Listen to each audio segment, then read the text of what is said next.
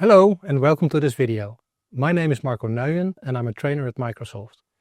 This video is part of a series of videos about the role of a Microsoft cybersecurity architect. In this video, we will focus on general aspects of the cybersecurity architect role. Discover what it truly means to be a cybersecurity architect as we unravel the key role, essential skills and preparation tips in this engaging, informative video. What is a cybersecurity architect? That's the main question for this video. What is it? A simple question to get us started with our first topic, and you may choose here. Is it A or B? Does an architect translate strategy into capabilities, or does an architect configure products and services to secure the enterprise? I would opt for A, translate. The answer is more holistic and broader and more focusing on longer-term strategy. And it's also in line with the definition you will find on our certification pages. In this video, we will explore the role of the cybersecurity architect in more detail. What is the role? What is required, for example, from a knowledge perspective? And what are ways to get started with architecting? I'd say start with the exam page for the certification. In another video in the series, I explain about the page and what you can find there. And the first thing you find on that page is the job task statement. The statement is calibrated regularly by a team of subject matter experts from inside and outside of Microsoft. We can find the statement for the cybersecurity architect on the SC-100, SC-100 exam page, for which you can use a short link. On my presentation screen, you can see the job task statement at the moment of this recording. Now, over time, this will be adjusted, but the essence will remain the same. The cybersecurity architect is a person with broad and in some places deep knowledge of specific areas. And we work with a lot of other people and people in other roles. For me, an important takeaway is the scope of the task for a cybersecurity architect. It is very holistic as a job, but there is also a lot of attention to detail. And we work together with many others. Security is a team sport. We do it together with others. Let's talk a bit about that. You know, a chain is only as strong as its weakest link, and we work with others to ensure the whole chain is strong enough and that all efforts link together. We work with the business and technical leadership and translate their direction, vision and strategy into something that can be implemented, managed and maintained. A large part of our role is to ensure all teams are on the same page. And for us it's important to be involved and involved early. In many organizations I've been in, security was the last approval to get before going into production. That's not good. Often rework is needed, or things move into production with serious issues. Bottom line is everyone is unhappy, aside from the attackers. We want to be involved early, be on the happy path, and make sure things are moving into operations and continued operations are possible. So yes, we work with a lot of other roles and individuals. Different audiences or teams or audiences will however need a different focus. We need to work with all of them to support in what they need. Their specific needs need to be addressed. Throughout the video series we will look at the different aspects through a lens of recommendations, best practices and frameworks. All elements you need to understand for you to be able to leverage them. Important is that you take a holistic approach. But one of my questions to you is, what do you know already? Because we do expect you to be familiar with some elements already, and we will build on top of that. From a certification perspective, you need to have a standing certification on Identity, Security Operations Analyst, or Azure Security. And then, if you pass the Cybersecurity Architect exam, you will get the certification. But from a knowledge perspective, you will need more. If I were to simplify it a bit, I would bring it down to being holistic in general, have a good knowledge in services, technologies, processes on all elements that are part of the Zero Trust concept. And next to that, knowing about identity, data, apps, endpoints, network and infrastructure. If you go back to the information on the exam page, you will find that all the online training content is organized in 4 main areas.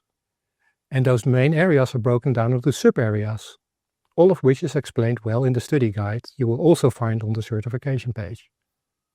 But the main areas are security best practices and priorities, security operations, identity and compliance, solutions for applications and data, and before that, solutions for infrastructure. The most fundamental concept for the certification and job is knowledge on zero trust and how to apply principles from that. We will explore zero trust in more detail in one of our videos, but it will come up many times in the course content and in my videos. The pillars and the principles of zero trust. Here we have a representation of the fundamental zero trust principles of assume breach, verify explicitly, and least privilege. And it also shows some of the architectural pillars we will inspect in the video series. And we do all of this to enable the business. Never lose that out of sight. We exist to help the business to be able to continue and run as securely as we can. Security is always balanced. Where do you start? One question that will be asked often is, where do we start? We want to make things better, but there's so much, so where to start? Well, it depends. There is no simple answer to the question. We need to know what we have, where we are going, what is available to us. Think of resources, personnel, money, etc. It is not easy. Starting cannot be easy at all. But get started. Start somewhere. Learn along the way and adjust. There are a lot of reference materials for you to become familiar with and for you to leverage. Some are very detailed and technical. Some will be more conceptual. Match it to your needs and to the needs of the people and roles you're engaging with. And match it to the business need. But I like to be practical. In the videos, I will share my thoughts with you and support you with practical links, examples, and content. As an architect in the field working with customers, I realized it can be good to start with cloud, the public cloud. It has much built in, and additional capabilities can be turned on relatively simple. And yes, there's cost and money and personnel and all the other things, but start somewhere and from there extend. So as a principle, start with something in cloud and then extend and embrace. Grow, learn, adjust. Grow, learn, adjust. Another driver can be an incident. Something bad happened. Turn it for the good. A practical reason for that is that when there's an incident, there's focus, there's attention, there's momentum. Leverage that to get something done and make sure it persists. The downside is that the urgency often does not last and there's a risk of something being a point solution. In general, we prefer a holistic approach to a point solution.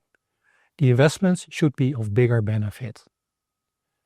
On the slide, identity is highlighted. Some say identity is the new perimeter, or identity is the new security. The fact is that a lot of good and bad things can happen through the usage of an identity. Securing identities and associated privileges should be a major focus area, and we'll have separate videos on that.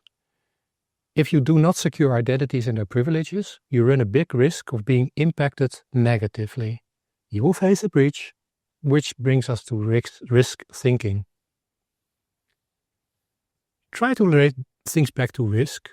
What is the risk we have? How big is it? What's the likelihood? And if it happens, then what's the impact? Based on a risk-based approach, it will be possible to start quantifying risks and prioritizing risks that need to be actively addressed. It can help you and your organization to decide what to do and what to do first, second, and so on. In life and in business, everything is always about priorities. Do we avoid risk? Do we mitigate risk? Do we transfer risk? Do we accept risk? If we have a risk that cannot be accepted, then we must do something that is people, process, or technically oriented. Something that makes the risk acceptable. Ultimately, accepting risk is a business decision. So we work with risk management professionals in the organization if possible.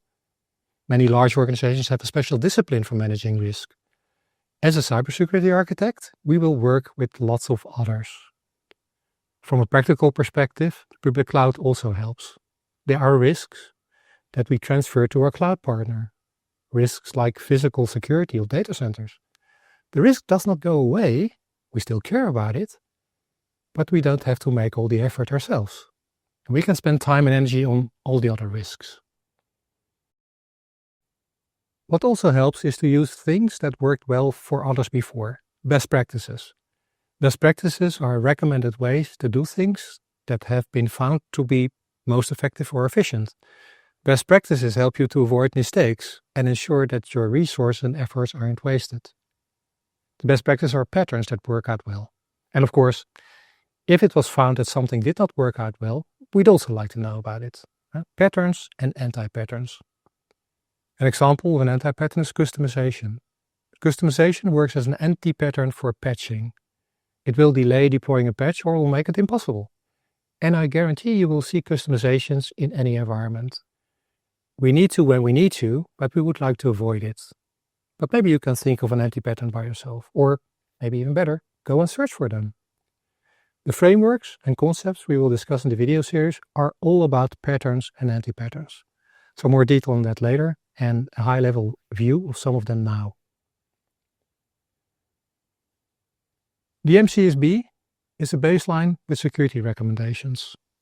The CAF, Cloud Adoption Framework, is a framework on how to adopt to cloud and has a security-specific pillar.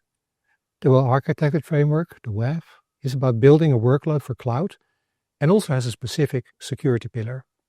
More info on these can be easily accessed by using a short-linked name of the framework. At the top of the slide, I have put an example.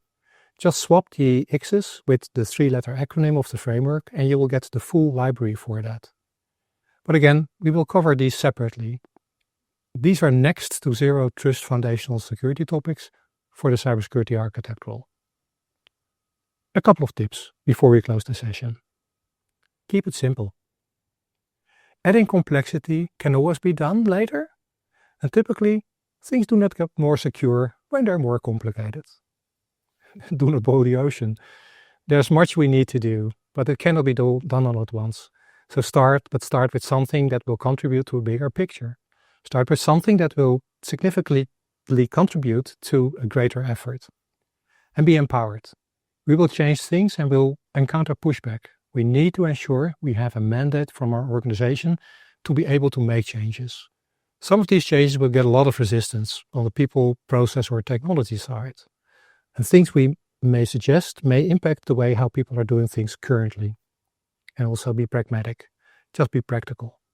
It's nice to have big dreams, but things need to be realized, and attackers will not wait for us.